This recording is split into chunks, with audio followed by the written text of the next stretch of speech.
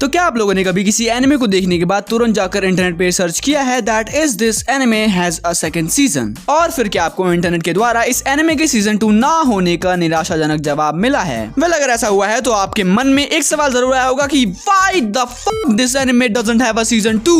क्यों? आखिर क्यों इतनी बढ़िया एनिमे का सीजन 2 नहीं है? क्यों? तो अगर आपके मन में ऐसे सवाल आए हैं और अभी तक आपको उनके जवाब नहीं मिले हैं तो कांग्रेचुलेशंस, आप लोगों को इस वीडियो के जरिए उन सवालों का जवाब मिल जाएगा। हाँ, मैं पूरी कोशिश करूंगा so that you get the answer of your question. मैं आपको ऐसा होने के 3 पॉसिबल कारण बताऊंगा, और मैं ऐसा बिल्कुल नहीं कह रहा हूँ कि सिर्फ यही 3 कारण होते हैं जिसकी वजह से किसी एनिमे का सीजन 2 नहीं आता है। और भी कोई कारण हो सकता है, लेकिन ये जो 3 कारण आपको बता रहा हूँ ये बहुत ही जनरल और कॉमन कारण है। मैक्सिमम टाइम किसी एनिमे के सीजन 2 ना आने के पीछे इन्हीं तीनों कारणों में से कोई एक कारण होता है। तो चलिए बढ़ते हैं पहले कारण की तरफ, पीपल्स एल्बो। इसका क्या मतलब है मुझे नहीं पता, वो तो बस मैं अगर डायरेक्ट बोल देता तो मजा नहीं आता, इसलिए मैंने ऐसे मतलब नाम रख के बोल दिया।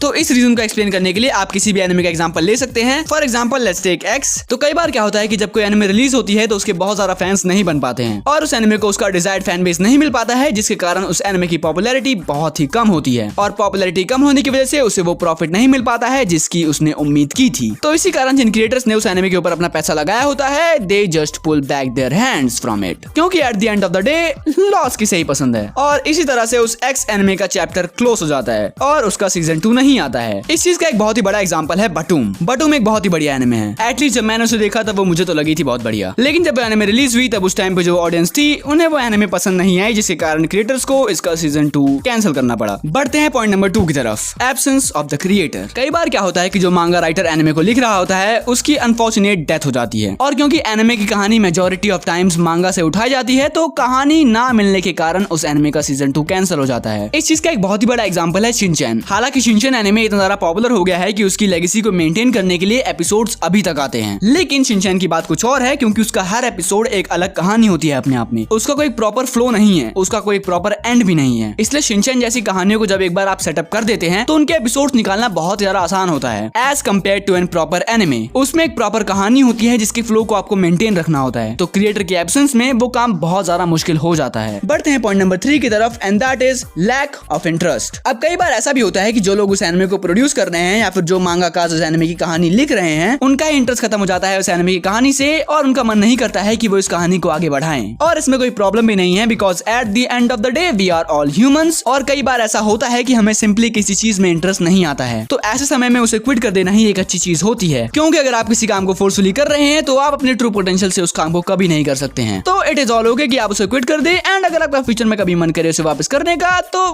कर लेना। अगर आपको ऐसी और भी रैंडम टॉपिक्स के ऊपर वीडियो देखनी है तो ये रही प्लेलिस्ट की लिंक, आप इस पे क्लिक करके देख सकते हैं। मैं मिलता हूं आप लोगों से किसी और नई वीडियो में। Till then keep watching anime and keep spreading love.